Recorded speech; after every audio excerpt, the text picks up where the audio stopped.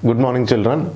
In the last class, we have learnt about different properties of matter, like properties of solids, properties of liquids, properties of gases.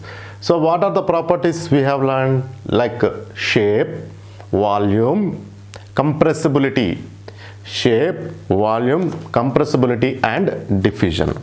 Now, let us see, can matter change its state? Yes or no, children?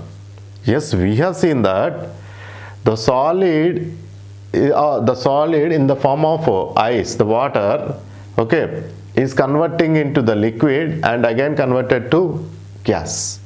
So that indicates that matter change its state. Let us see few more examples regarding this. So we started our discussion by recalling that water exists in three states. You may have seen many other materials that exist in different states, children. Children, do you know coconut oil? See this coconut oil. What is the original state actually, the coconut oil? Yes, children. The original state is liquid. The original state of the coconut oil is liquid. Yes or no? So here, for example, coconut oil is usually liquid, but on cooling,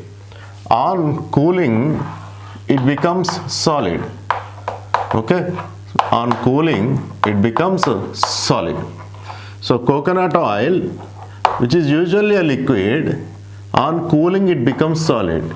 This you will observe during winter season. Yes or no? So if you will take the coconut oil, due to the low temperature, the liquid will be converting into solid. And here you can see camphor.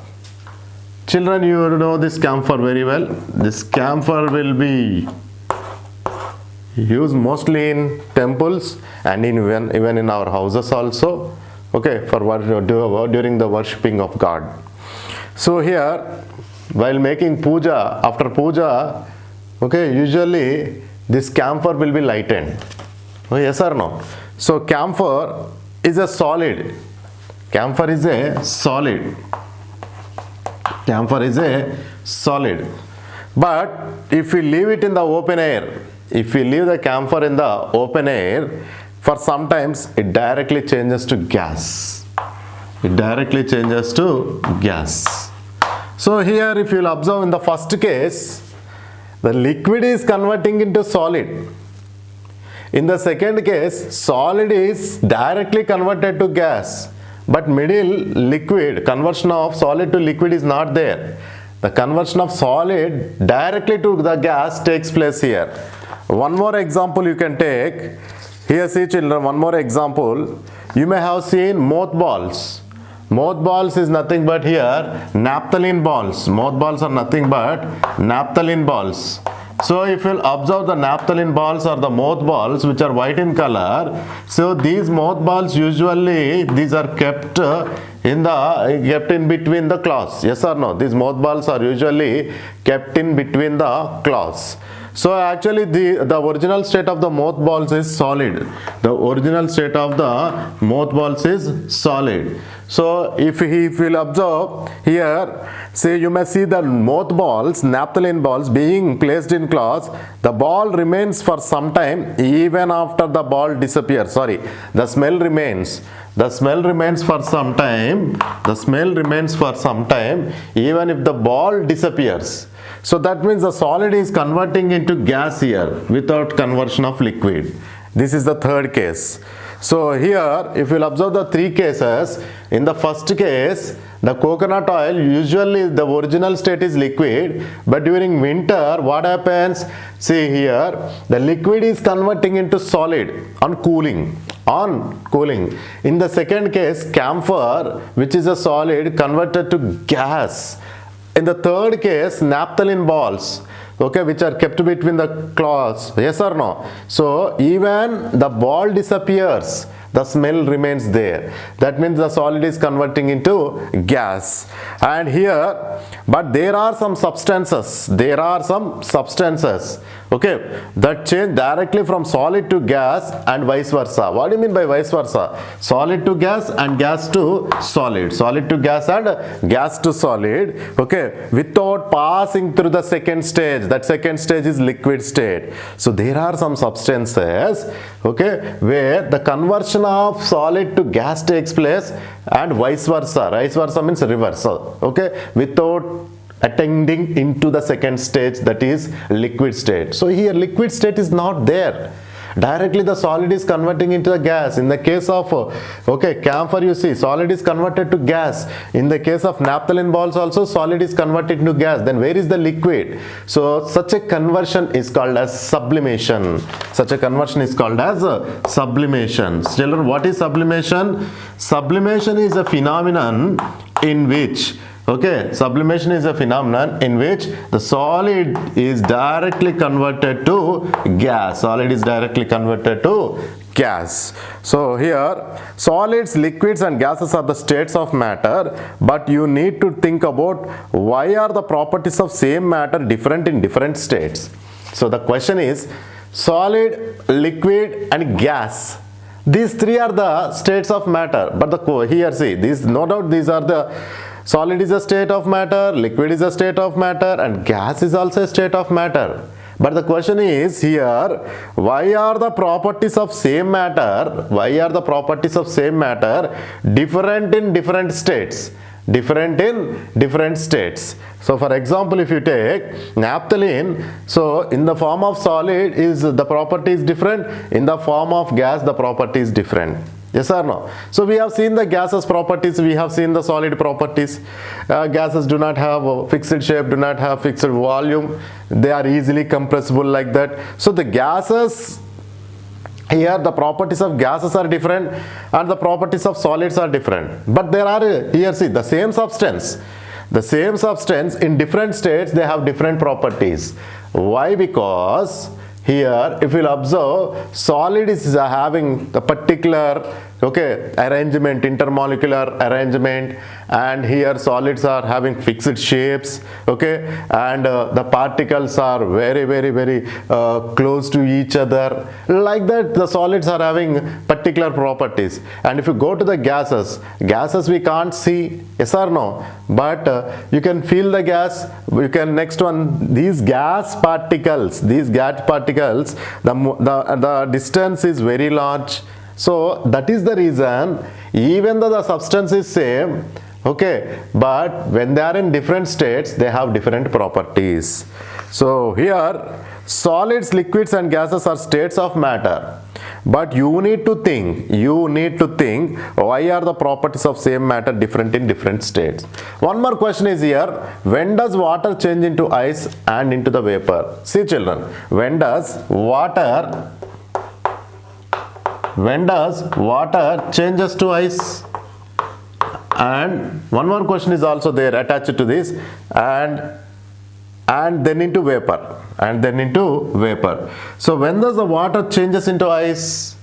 Okay, so if you observe the water on cooling, that is called as freezing. So when you will keep the water in refrigerator, in a deep freeze, children, you see the ice blocks, yes or no? So the ice cubes are there. So these ice cubes are formed from water only, no doubt in that. But very low temperature, that means on freezing water is converted to ice. So this is a liquid state and this is a solid state. Then when the water is converted to gas, so when the water is converted to vapor, yes, the water is converted to vapor on evaporation, on heating or evaporation. So here if you clearly observe, on cooling water is converted to ice, on heating water is converted to vapor. That means you are just making the temperature fluctuations here. Okay, so on raising the temperature, on increasing the temperature, the liquid form of water is converted to gas form, Okay, on next one, on freezing, okay, on lowering the temperature, on decreasing the temperature, the water is converted to ice. So this is the answer. So here the question is, when does the water changes to ice and when does the water changes into vapor? Of course, on cooling, on freezing, or lowering the temperature, the water is converted to ice. Yes or no? And on raising the temperature, the water is converted to vapor. Why do gases diffuse faster than solids or liquids? So what is the answer, children? Why do gases diffuse fast? So the question is, why do gases diffuse fast? Already we have learned this concept in the last class. So in the last class we have learned this concept, children. Why does, okay, gases diffuse fast? So what is the reason behind that? So already we have seen that. See, let us go for, here see, the question is, why do gases diffuse faster? Okay, why do the gases diffuse faster than solids? Okay, solids or liquids? So if you'll observe the molecular arrangement here, if you'll observe, so this is in the case of solids, the molecules are very close to each other. The molecules are very, very close to each other. Yes or no, children? See, these molecules are very close to each other. There is no intermolecular spaces in case of solids. But in the case of liquids, if you will observe, there are intermolecular spaces and these are not very much close like solids. So you can see the gaps, So this is in the case of liquids. But in the case of gases, you can see the intermolecular, this space, this CC, here see, so much intermolecular space. So much intermolecular space, yes or no? So here, the case of solids, these are very close to each other. Which one? The molecules are very close to each other. In case of liquids, the distance between the molecules is greater than solids. In case of gases, the distance is very much more than the solids and liquids. So when the particles are free, automatically they diffuse very fast. Okay, the answer is, so here the gases diffuse faster because the particles are free and the distance between the molecules is very less. So next one, see here, scientists have tried to explain these facts by examining the physical nature of matter. So scientists have tried to explain these facts. So these are the facts. So one question is, why are the properties of same matter different in different state? When does water changes to ice and then to vapor? Or why do gases diffuse faster than solids or liquids? So automatically the answer is the particles only. Okay, automatically the answer is particles only. So what happens to that? We have learned that on cooling the water is converted to ice. So what happens there? Yes, we have lowered the temperature, no doubt in that. But what happens to the particles? Okay, and first question is also there. Why are the properties of same matter different in different states? Automatically the answer once again goes to the particles only. So now we have to read and now we have to learn about the matter. Okay, what is this matter made up of? What is this matter made up of? Okay. Yeah, children, let's see what is matter made up of. So we know that solids, liquids and gases, all these are the forms of a matter. Yes or no? Right. Now my question is, what is the matter made up of? So all matter is made up of very tiny particles. So all matter is made up of very Tiny means very small, children. Okay, all matter is made up of very tiny particles. We can't see even these particles. Yes or no? Right. So this looks a very simple statement, but it is very difficult to explain and understand about matter. Yes, children, it looks very simple. Yeah, we can tell matter is made up of tiny particles. Like that we can tell. But to understand about those particles, how they behave, okay, and to explain is very difficult task. For this we need more details. About the particles and their arrangement.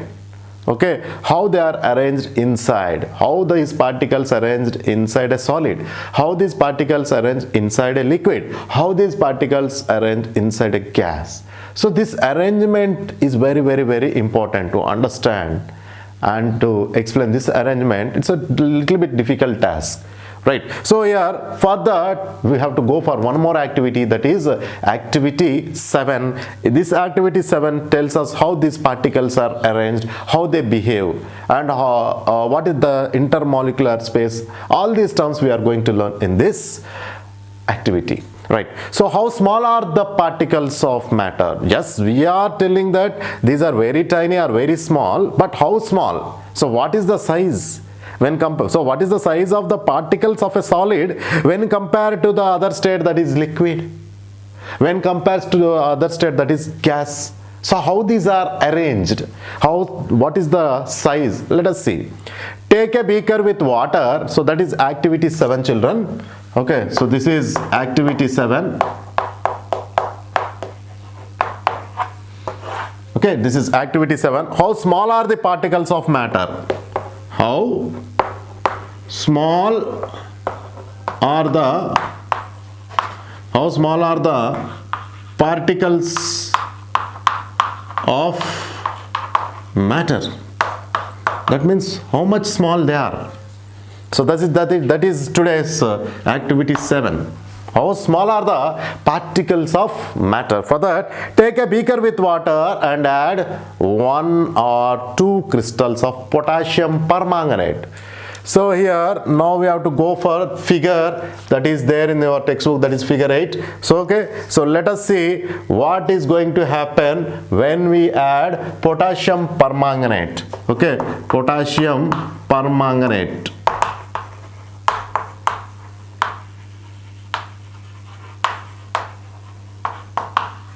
So what is the formula? Yesterday I told you the formula also, KMnO4. Okay, so KMnO4 is potassium permanganate. Potassium permanganate. Now what you have to do, take a beaker and add 1 or 2 crystals of potassium permanganate. So this is beaker, children. So this is here, this is beaker. Now what we have to do, okay, take a beaker with water. Take a beaker with water. So I'm taking water here. Okay, take a beaker with water. So this I'll write water. Then what you have to add? You have to add potassium permanganate. So this potassium permanganate is crystals, actually solid. This is a solid. Okay, 2 crystals. 1 or 2 crystals? 1 or 2. 1 or 2 crystals, children. So crystals means solid only, and this water is liquid. Yes or no? So what you have to do means, take a beaker with water and add 1 or 2 crystals of potassium permanganate. 1 or 2 crystals of potassium permanganate, and dissolve them in water. Now the question is, what color do you observe? So question is, what color do you observe? So this is the initial stage. So what we are doing here, actually we are finding how small the particles are there in the matter. For that we have taken a beaker with water and we have added 1 or 2 crystals of potassium permanganate, and after adding the solid potassium permanganate into the water, definitely this potassium permanganate dissolves. It get mixed. When it get mixed, the first question is what color do you observe? So actually you have to do this in the lab. Okay, so here now let us go for the first question. What color do you observe? Okay, yes children, just now we have learnt one question, that is how small are the particles of matter. So this is the question. Actually, in order to answer this question, we need a deep explanation of this activity, and I have started this activity also. Just one question is framed by me. What is that? When you add 1 or 2 drops of potassium permanganate, when you add 1 or 2 drops of this is water children actually, and this is beaker. When you add 1 or 2 drops of potassium permanganate crystals, 1 or 2 crystals of potassium permanganate is KMnO4. So KMnO4 is potassium permanganate.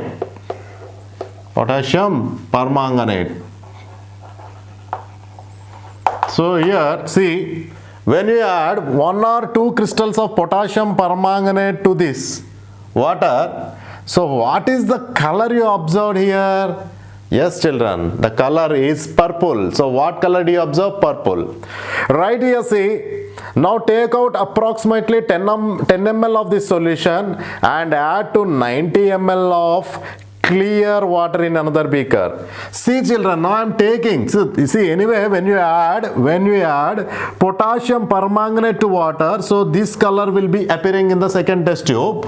Now I am taking now I am taking 90, see here, now I am taking 10 ml, just 10 ml. So this is 10 ml. So where I took this from the second beaker. So this is the first beaker. The first beaker is only with water. When you have added 1 or 2 crystals of potassium permanganate, now the second one you can observe this color is totally changed to which color? Purple. So what is the next step? So using a test tube, see here, just take 10 ml and add to the third one, So children, third beaker is with water only. 90% of water. But after adding, see, usually the third beaker, I'm drawing here, the third beaker is if you see here, the third beaker is also initially with water, only, no doubt in that. Okay, how much water here? 90 ml of water. So when you have added 10 ml of potassium permanganate to 90 ml of water, now the third one will appear like this. That means when you have added this purple colored potassium permanganate to water, the third one also slowly changing to which color? Purple color only. Again, next what you have to do, now see here, what does happen to the color of water in the second beaker? The second beaker color is, yes, so what is that color children? Purple. The third beaker also slowly changing into purple. Again take 10 ml of this solution and add to another 90 ml. So again we are taking 10 ml. See, again we are taking 10 ml. Again we are adding, okay, to the water. So again this water will be converting to this color, changing to this color. Which color? Purple color. Again 10 ml. Again repeat this for so many times. Like 4 or 5 times as shown in the figure. Now observe the changes in intensity of the color of the solution. See, once again I repeat. So you have taken a beaker with water, no doubt in that, and you have added 1 or 2 crystals of potassium permanganate. So potassium permanganate is purple in color. When you have added just 1 or 2 crystals, the entire water is slowly changing into purple color, and finally in the second beaker you can observe purple color water. Again you have taken 10 ml with the test tube, this water, and you have added to the plain water 90 ml of plain water. So you can see the third one also like this. So next one, fourth one like this, fifth one like this. You just go on repeating this for 4 or 5 times, and what do you conclude from this activity? It is very easy, children. Usually initially the water was in plain in color, colorless, but when you have added 1 or 2 crystals, the water is slowly changed into which color? Changed into which color? Purple color. Again you have taken just 10 ml. You have taken 10 ml of that purple color solution, and you have added to plain water, 90 ml of plain water. You can see the result. And same, you just go on repeating this. Now we have few questions here.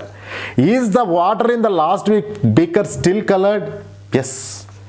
Yes, you can observe. Is the water in the last beaker? Is the water in the last beaker still colored? Right. Second question. How is it possible for 2 small crystals of potassium permanganate to color a large volume of water? So the second question is, initially we added 1 or 2 crystals of KMnO4. 1 or 2 crystals of KMnO4, and we have changed the total color of water. How is it possible? And what do you understand from this activity? So repeat the activity by taking a few crystals of copper sulfate. So here see, we can conclude there must be several tiny particles in just 1 crystal of potassium permanganate, which are uniformly distributed in water to change its color. So both solids and liquids are made up of tiny particles. So here you can clearly observe. So when you go on adding like this, so what happens? You can observe the color change. But the question is, so how is it possible if you add 1 or 2 crystals of potassium permanganate to the water? So how is it possible to change the color of entire water? So the answer is simply diffusion. Yes, children, we have seen diffusion. Even 1 or 2 crystals of potassium permanganate, when you have added to the water, the total color is changed. That means even that crystals is also made up of tiny particles. Yes or no? Actually, we have added solid to the liquid in the first case, and in the second case we are going on adding liquid to the liquid only. In the first case we have added solid to the liquid, so that even that small crystal like this will be having tiny particles, and these particles will be dissolving when you have added in the water. And the liquid particles also dissolving, and the liquid particles also dissolving. So if you see, this is in the case of potassium permanganate. You just change potassium permanganate, okay, you just change this potassium permanganate and go for copper sulfate, okay. You just change the potassium permanganate and go for copper sulfate. Then what do you observe? So here, when you have added copper sulfate crystals, here see, when you have added copper sulfate crystals in the place of KMnO4, so here simply the total process will be like that only, but there will be change in the color. So what is the color of the beaker when you have added color of the beaker in the water? When you have added potassium permanganate, purple, but here blue color will appear. The same thing repeats, but there is only color change, that is blue color will appear. Why? Because copper sulfate is blue in color, potassium permanganate is purple in color. So when you have added purple colored potassium permanganate crystals to water, so finally the result is, what is this, children? purple color only. When you added copper sulfate crystals here, the result is blue color only. So here there are again few questions here. So here see, what do you conclude from this activity? We can conclude that even the crystal, see, 1 or 2 crystals of potassium permanganate or copper sulfate are having the capacity to dissolve in the entire large volume of water. That means even that particles are also made up of fine, very tiny particles. That means here see how small the particles are. And in this case, I mean into the second step or third step or fourth step, see these liquid molecules are dissolving in the liquid. That means liquids are also made up of tiny particles. So that is the conclusion here. So here both solids and liquids are made up of tiny particles. How do the particles of solid distribute in the liquid? So we have seen that the particles of solid, potassium permanganate or copper sulfate, get distributed. But how is it possible? To know this, let's go for one more activity, that is activity 8. Okay. Children, now see activity 8. There exists space between particles. Okay, so if you want to know whether there is a space between the particles or not, which particles? Particles of solids, particles of liquids or gases. For this there is a small activity. Let's take a beaker, graduated beaker, that means the measuring will be there, graduated beaker, and fill it with some water and mark the level. So this is a graduated beaker. Now after filling the beaker with water, okay, mark the level. So the level is up to here. And after that, add some salt and stir it thoroughly with glass rod. So this is salt, children. Okay, so we have taken initially the beaker with water and we have marked the level. And after that, what happens? Just add salt and also mark the level. The level is same. Okay, and next one. After adding the salt, you just stir with stirrer. That means mix. We usually mix with spoon. No, here you have to use stirrer. Observe if there is any change in the water level. Add some more salt and stir it again. So simple, very easy experiment. Take beaker with water and mark the level.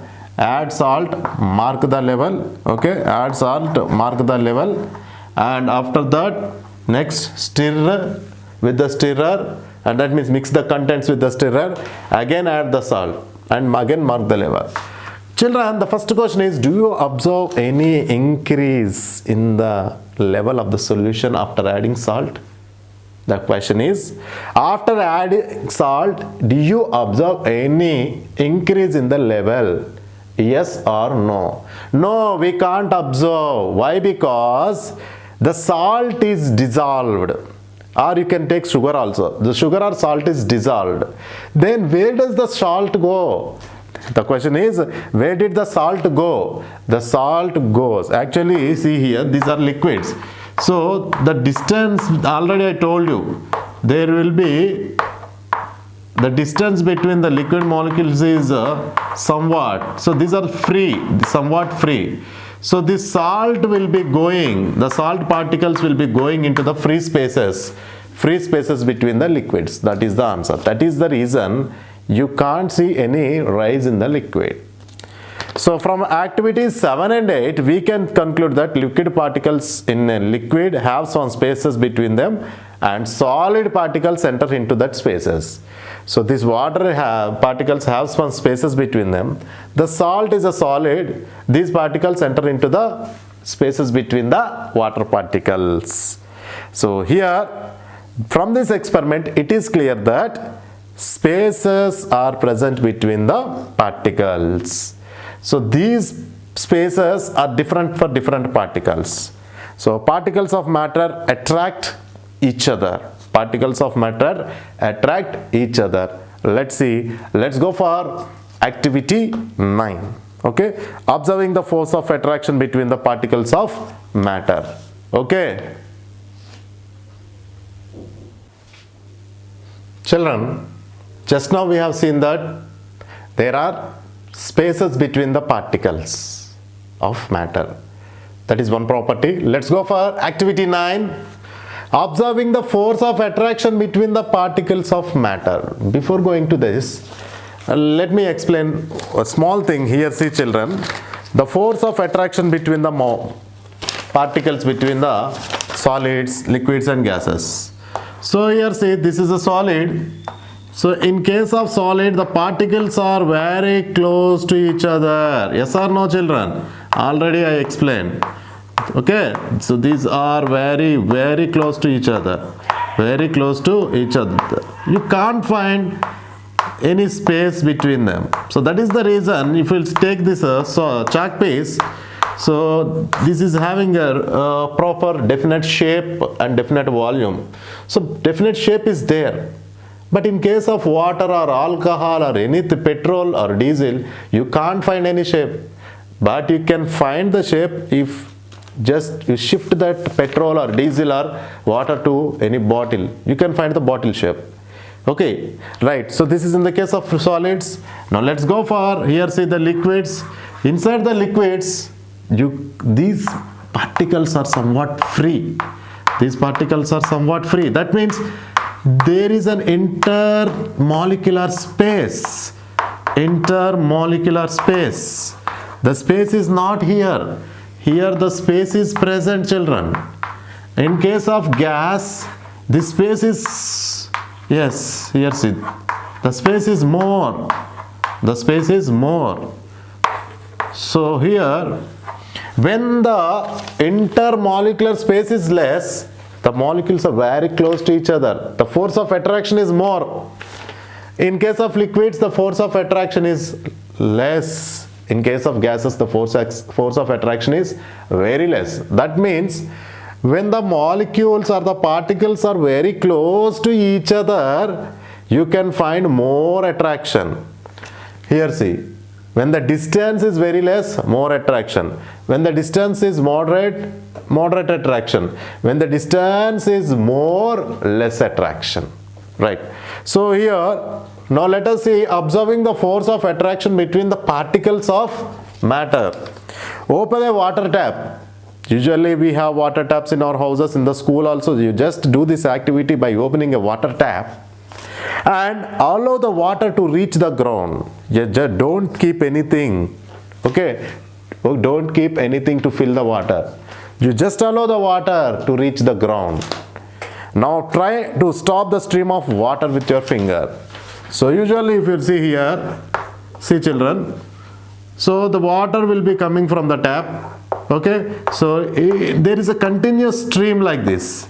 You can't find any gaps. You can't find any gaps. Try to cut the stream of water with your finger. Usually we do this. Yes or no? For time pass we do this. So just keep your finger in the middle of the stream of water which is flowing from the tap to reach the ground. Can you cut the stream of water? No, we can't cut. That indicates that these particles are continuous and force of attraction is there. And force of attraction is there. That is the reason if you try to cut also, the water flow can't be cut because force of attraction is there. So that is the question. Are you able to move your finger through the stream of water anyway from tap to ground? Are you able to move your finger? So children, you can't cut the stream. Yes, you can't move your finger from top to bottom. What is the reason behind the stream of water remaining together? So force of attraction. Now try to move your finger through an iron nail. So through an iron nail, try to cut the finger, try to cut the iron nail with your finger. Can you? Can you? No. Why? Because in case of liquids, we can't cut. In case of solids, it's highly impossible. Moving finger is cutting the stream or cutting the block. Okay. And the next one, in case of gases are not visible, but we are moving in the gases. Yes or no? We are moving in the gases. So that indicates that the gases are free here. We can't go into a solid. Why? Because the solid particles are packed. We can't go into a liquid. We can go into the liquid. Yes, we can go into liquid, but not like solids. And it is not free like air also. So usually we swim inside the water. So when you swim inside the water, you feel that very uncomfortable than you walk in the air. So that means the air will be having the free particles. The air will be having the free particles. So we can travel in the air. So air is present everywhere. In your washroom, in your bedroom, wherever you go, the air is present. We are traveling with air. That means we are entered into the air. But this is impossible with the solids. We can't go into the solid. Okay, we can't go into the solid. That is the reason the solid particles are very close. We can go into a liquid, but not free like air, but not comfortable like air. Okay, so here the particles of liquids are somewhat moderate, the distance is moderate, and in the case of gases, the particles are free. So that is the reason you can't cut the stream of, you can move your finger, but the pressure will be there. Okay, you can't cut the stream, you can't break the stream. Why? Because those particles are having the force of attraction. Even the gaseous particles are also having the force of attraction, but very less. In liquids less, in solids very more. So from the observations, we can say that particles of matter have force of attraction between them, keeping the particles together. It is also clear that this force is not equally strong and different in different forms of matter. The force of attraction is more here, less here, very less here. So this is how the properties will be differing in different states of matter. Now the last and final concept is how diffusion takes place. Let us learn. Okay. Children, so far we have seen so many activities. Now let us go for the important concept, how diffusion takes place. Yes, we have learned that diffusion is the movement of molecules from high concentration, to low concentration, the movement of molecules from high concentration to low concentration. Yes or no? So then how this diffusion will take place, let us see. So we have already carried out several activities to explain diffusion of particles of solids, liquids and gases. Diffusion can be possible only when the particles of matter move continuously. Yes children. So when you spray a perfume at one side of the room, okay, and you can detect the smell when you stand in the other side of the room or other corner of the room. That means the spray particles in the perfume continuously travel. There will be no interruption. They continuously travel from one place to another place. Yes or no? Right. So here, in case of incense stick activity, incense stick already you have seen. When you allow your friend to lighten the incense stick at one side of the room, you can find or you can detect the smell when you stand in the other corner also. Okay, the scent move and enter the spaces between the air particles. So this is air. What is there in the room means air is there. This is not a vacuum. Yes or no? So when you spray the perfume or when you lighten the incense stick, the scent will be entering into the air particles. The scent will be entering into the air particles, free air particles. So the scent particles quickly spread across the room. So particles of, if you will see here, particles of solids, liquids and gases diffuse into liquids and gases. So particles of solids, we have seen this, liquids, solids, liquids and gases.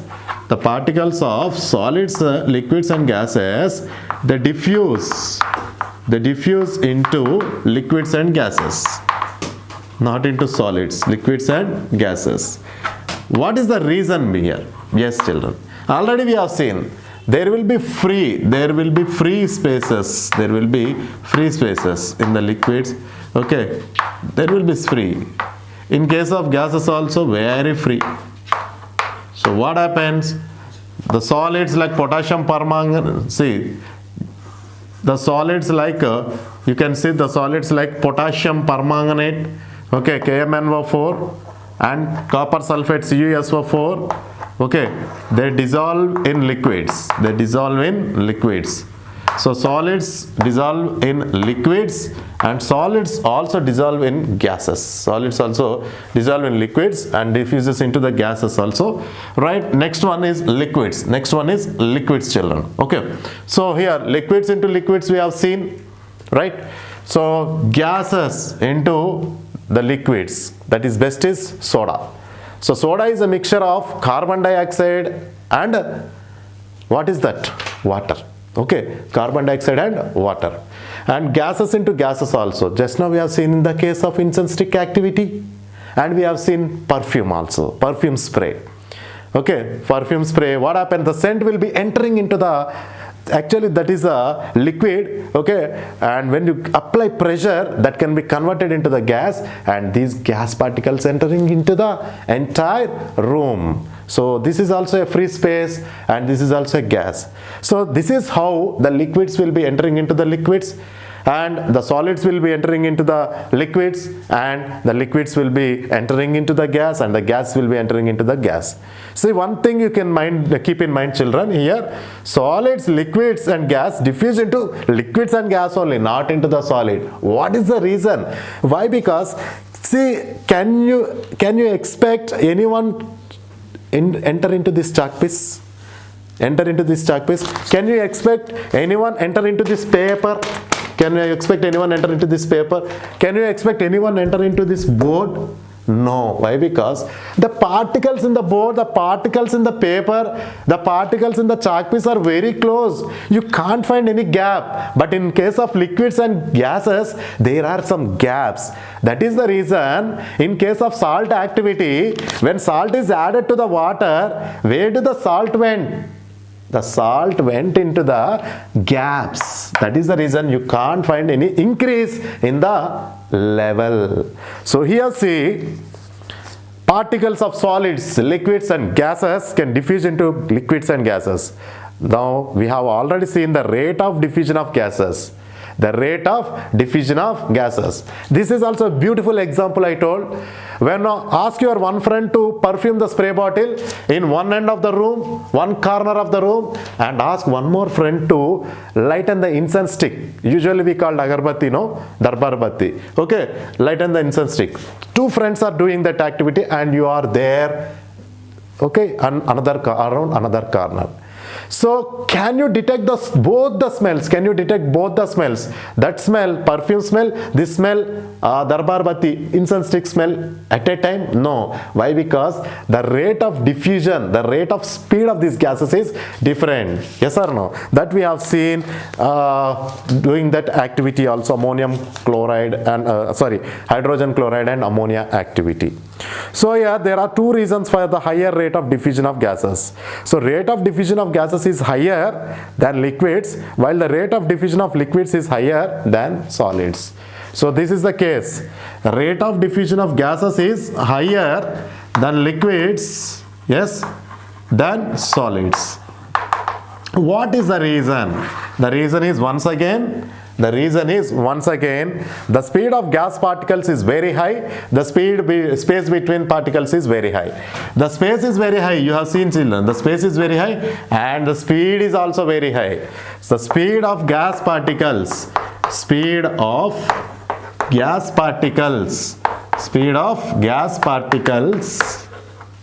is very high, children. That is why the speed is more. This is a case of diffusion. The diffusion of gases is more than liquid, than solids. Okay, right. So similarly, the greater diffusion rate in liquids is compared to solids is because the particles in liquids move freely and have great space between them when compared to the particles of solids. See, children, that is clear, it is there. So I'm drawing once again. This is in the case of solids. The solids, the particles are here. See, the particles are very close. Yes or no? These particles are very close, children. The particles are very, very close. These particles are very close. So there is no gap actually. Okay, there is no gap, and maybe the molecular force of attraction is high, but there are no intermolecular spaces. So this is in the case of solids. In the case of liquids, you can see, children, in the case of liquids, there are some gaps. So this is in the case of liquids. In the case of gases, the gap is more like this. So that is the reason the diffusion is gases is more, the diffusion in liquids is less. When you compare two things, these two, gas and liquids, which one will be more? Yes, children, the gases will be more. Why? Because the speed of the particles is more, and large here can gas particles, space between the gas particles is very high. Two things, speed of gas particles is very high, and the space is also very high. The space is also high. And when you compare these two, solids and liquids, this is very high. Why? Because the space you can find, there is no space. So here, observe the following diagram which shows the difference in the arrangement of particles in solids, liquids and gases. In a gas, the particles are not as close together as in liquid. If a colored gas is mixed with a colored gas, the color spreads evenly in it. This happens faster in gas than in a liquid because of large gaps. Because of large gaps. Okay. So because of large gaps between the gas particles. So if a colored gas is mixed with a colored gas. So if you take any colored gas, okay, if a colored gas mixes with a colored gas, automatically the color will be spread uniformly. Why? Because the space is high. The space is high. So fewer particles of gas obstruct in the way of spreading. You can see, you can see the diffusion of bromine when it diffuses in the air. So see, children, diffusion of bromine I'm writing. So diffusion of bromine.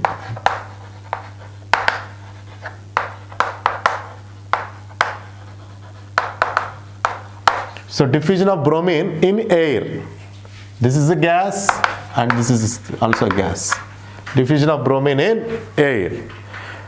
Bromine is a brown colored gas. Hence its diffusion is colorless in air. Okay. Hence its diffusion in colorless air can be seen clearly. If you allow bromine to diffuse in vacuum, it diffuses faster in vacuum because there are no particles to obstruct. So this is one more property. Actually, when you allow bromine in the air, yes, what is the color of the bromine? Brown color. You can see the brown color. Why? Because the air is colorless. You can see the brown color. Okay. And here, when you will allow this bromine in the vacuum, the speed is very much more than air. What is vacuum? Vacuum is nothing but without air. Vacuum is nothing but without air. So when there is nothing can be obstructed. Nothing can stop the gas. But in the air, something is there. What is that? Particles are there. So these particles, even though the distance is large, but they are obstructing. That is why the speed of the gases, the diffusion of the gases is more in vacuum than the air. Children, this ends our first chapter, that is matter around us. Let us have a look into what we have learnt so far. There are a few points, children. Matter is made up of particles. Matter means solids, liquids and gases. All these are made up of particles. The particles of matter are very small, children. The particles of matter are very small. You can't see with our naked eye. These are beyond our imagination. Particles of matter have spaces between them. You can see in case of liquids and gases. Particles of matter move continuously. Matter exists in three states: solids, liquids and gas. Let's go for the force of attraction. When the intermolecular space is less, the force of attraction is more. Here less, here very less. in the case of solids is more, in the case of liquids is less, in the case of gases is very less. The particles are arranged orderly in the case of solids, while particles move randomly. So in the case of solids, these are arranged, see the regular arrangement, order arrangement. In case of liquids, there is a space, that is the reason they can move in a random direction. In case of gases, more randomly. Why? Because the space is very much large. So here diffusion is possible only when particles of matter move continuously. So when the diffusion is possible, when the particles of matter, either liquids or solids or gases, they move continuously. Rate of diffusion is gases is higher. The gases rate of diffusion is higher. Okay, here see force of attraction is more for solids, but rate of diffusion is more for gases only. So here this is more, less, very less. These three are for attraction. These three are for force of attraction. But I am not asking about the force of attraction. Diffusion of gases. When the diffusion of gases is possible, when there is a large space. So the large space is there for gases. So more diffusion, less diffusion. Okay, here very less.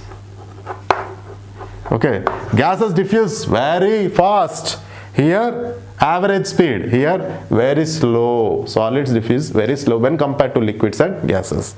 See children, this is the end of the chapter number 1, matter around us. Thank you.